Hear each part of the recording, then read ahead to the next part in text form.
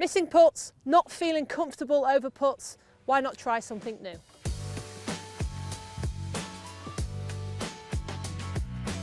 Why not change your grip on the putter? Here's 5 ways to hold the putter. The first one to look at is the conventional putter grip. Now you don't hold the putter how you hold all your other clubs, so there's no need to interlock. What we do is we put the finger, the trigger finger, down the side of these fingers. So they are touching the hands, but they aren't interlocking. I think the conventional is a real feel type of grip.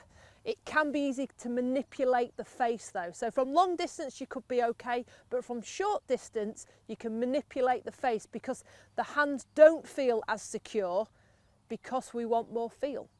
In order to progress from the traditional grip, we now see many people putting left below right, the wrong way round. So if you're a right-hander, it feels like you're holding it left-handed.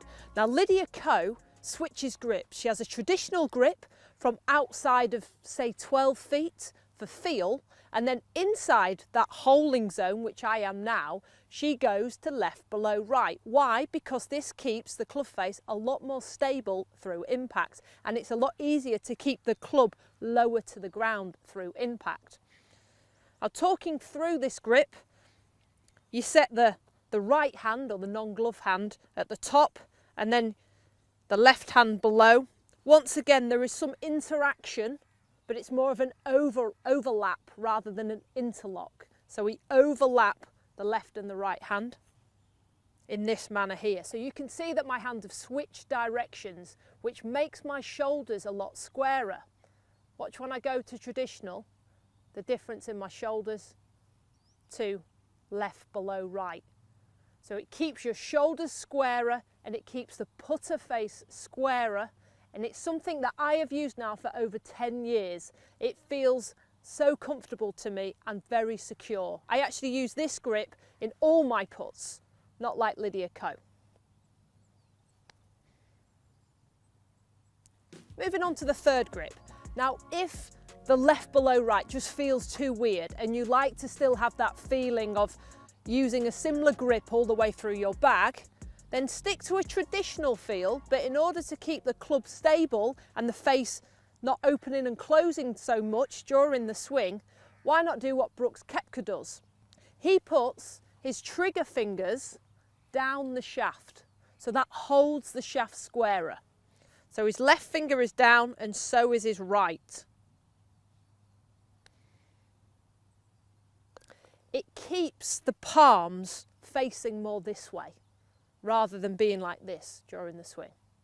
Next up is something that we have seen a big shift in with tour pros over the past 5 years. The likes of Tommy Fleetwood, Justin Rose, they use the pencil grip, which certainly takes a new level to of how you hold the golf club. The first 3 that we spoke about, they look quite similar to how you would hold a regular golf club, but this pencil grip is not.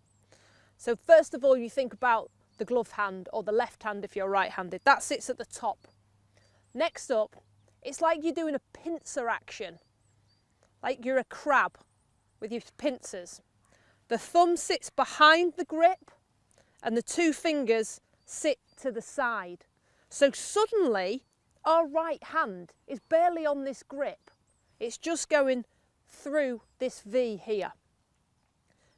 And what this does is it feels like you're brushing the club. It's not like you're swinging it. You feel like you're just brushing the club across the surface. And there's more of a, I suppose, a sweeping stroke pushing action through the ball rather than a hitting and swinging action. It takes care of the right hand. You feel like you aren't using the right wrists because they're preset and you are just pushing the ball towards its target. Now, the only disadvantage I would say over this is on slow greens, it's hard to get the right pace because it's such a small movement.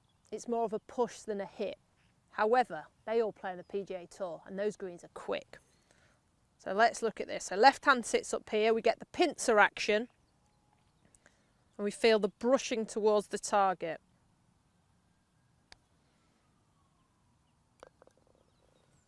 it works. There's a progression from the pencil grip, so the 5th grip that I'm going to talk to you about is called the saw. Your left hand sits on exactly the same. Your right hand, it still has that pincer action here, so you put it in the V's, in the V in that hand, but it sits across the top. This is something we've seen Colin Morikawa use. What it feels like you're doing this.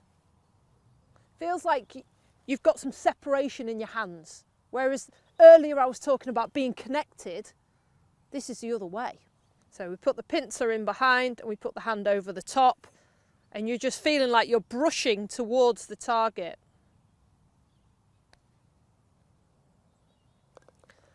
The squareness of the club face is there to see, especially on those last 2 putts that I've hit, the one with the pencil grip and the one with the saw grip. So if you have a lot of face rotation and your start line is not there at all, then those last 2 that I spoke about are for you. So thank you for watching this video. As you saw from the start to the finish, there is a progression in those grips on how different they look and how much they help your game. I would suggest from 1 to 5, they help your club face stability more and more and more. So if you're struggling with a yip action or turning that face too much, strike's not there, maybe start at a saw grip. But if that feels too extreme, then work your way back down. But it's important for you to know that there is more than one way to hold a putter grip and the reasons why they help. It's all about stability through the shot and getting that start line bang on.